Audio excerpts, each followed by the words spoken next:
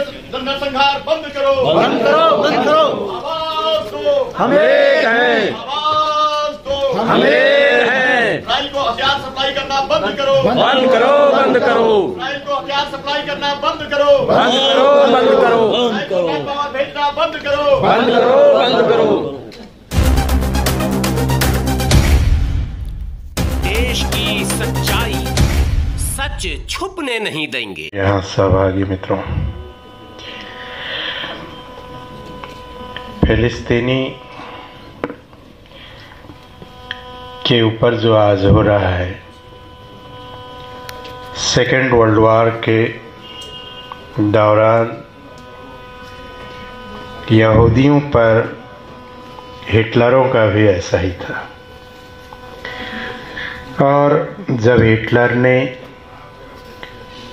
वहाँ यहूदियों का जो संहार कर रहा था, यानी जेनोसाइड, जहाँ 60 कितना लाखों लोगों को कर, जो गैस चैम्बर में एक साथ मारा और उनकी जो जेनोसाइड किया गया, सारा दुनिया में उसकी निंदा हुई और अभी तक इतिहास में एक काले घटना के रूप में, एक धब्बा के रूप में इतिहास में उसे जाना जाता है।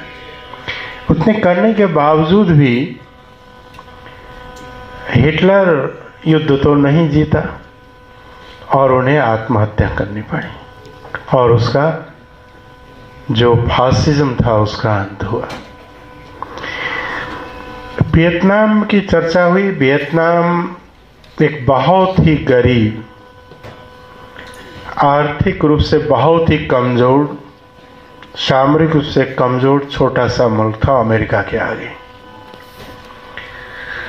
जब अमेरिका की लाखों सेनाएं वहां पहुंची और कोई ऐसा बाकी जगह नहीं रहा जहां बम्बार्डिंग ना हुआ हो, फिर भी अमेरिका को हारना पड़ा। तो एक पत्रकार ने अमेरिका की राष्ट्रपति निक्सन से पूछा कि अमेरिका इतनी ताकतवर है और वियतनाम एक छोटा सा कमजोर, उसको क्यों नहीं हरा पाया? क्यों उसको, अमेरिका के आगे तो वियतनाम कुछ भी नहीं था, लेकिन इतनी बड़ी नुकसान जो रिकॉर्ड में है, करीब 54,000 से ज्यादा अमेरिकी सैनिक मारे गए और इतनी खर्च हुई और तंत्र तबाह हुआ, लेकिन फिर भी नहीं जीत पाए। क्यों, क्या हो? तो निक्सन का जवाब था कि ये कोई अमेरिकी सेना और वियतनामी सेना की लड़ाई थोड़ी है, ये लड़ाई अमेरिकी सेना और वियतनामी जनता की बीच की लड़ाई रही। और जिस देश में, जिस मुल्क में जनता खुद लड़ाई में उतर जाए तो कोई भी कितनी बड़ी ताकत क्यों ना हो उसे समाप्त नहीं कर सकता है। पैलेस्टाइन भले ही इजराइल के आगे, पैलेस्टाइन तो क्या पूरी अरब कंट्रीज एक साथ हो के लड़ने के बावजूद भी इजराइल ही मजबूत था और छोटा सा इलाके में उन्हीं के अपने भूमि पे जो ये कर रहा है वो क्या है? ये एक तरह के कहा जाए तो एथनिक क्लीनिंग है, यानी एक तरह का जेनोसाइड है। और उतनी बड़ी ताकत के साथ फिलिस्तीनी लोग लड़ रहे हैं। वहां की हालत बहुत ही खराब है।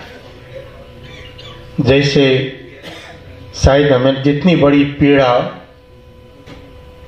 हिटलर के जेनोसाइड के समय हुई थी यहूदियों का, आज उससे भी अधिक पीड़ा में पैलेस्तीनी लोग हैं। सबसे ज्यादा बच्चे, औरतें अब प्रेग्नेंट है और बच्चे पैदा करने का जगह नहीं है। कितनी दर्दनाक स्थिति होगी। बच्चे पैदा हुआ, उसे सुलाने रखने का जगह नहीं है। औरतें पीरियड हो रही है, लेकिन शावर नहीं है, नहाने का पानी नहीं है, बिजली नहीं है, गोला बरसा रहा है, लेकिन जो घायल हुए उसके ट्रीटमेंट नहीं है। भोजन, पानी और बिजली बंद कर दिया गया कई इलाकों में। इससे बड़ी दर्दनाक घटनाएं क्या हो सकती है? इससे बड़ी दुनिया में अमानवीय घटनाएं क्या हो सकती है? मानवता भी तो कोई चीज है, अंतर्राष्ट्रीय मानवीय कानून भी तो है। आज राष्ट्रसंघ क्यों चुप है? दुनिया में कुछ ही नहीं, बहुत सारे मुल्कों में पैलेस्टाइन के पक्ष में और ये जेनोसाइड के विरुद्ध में लोग खड़े हैं। एशिया में सबसे पहला, इधर दक्षिण एशिया में इजराइल का एम्बेसी नेपाल में ही खुला था, पहला एम्बेसी। उस समय भारत में उनका एम्बेसी नहीं था। अच्छे मित्र रहे हैं, लेकिन ये जेनोसाइड को लेकर के नेपाल में काफी लोगों में रोष है और काफी लोग सड़क पे भी उतरे हैं। पूरी दुनिया में कहीं कहीं छोड़ के विरोध है। सरकारों की अपनी मजबूरियां हो सकती हैं, सरकारों की बात अलग होती है, लेकिन जिस देश, किस मुल्क की सरकार इस जेनोसाइड के पक्ष में खड़ा है, वहां का जनता उसके विरोध में है। इस घटना का बहुत सारे मुल्कों में जो उनके विरोध में है। तो इसलिए मैं कहना चाहता हूं कि इजराइल की सेनाएं लड़ रही हैं, हथियारें लड़ रही हैं, लेकिन पैलेस्टाइन के लोग अपने अस्तित्व के लिए, अपनी स्वतंत्रता के लिए, अपने जीवन के लिए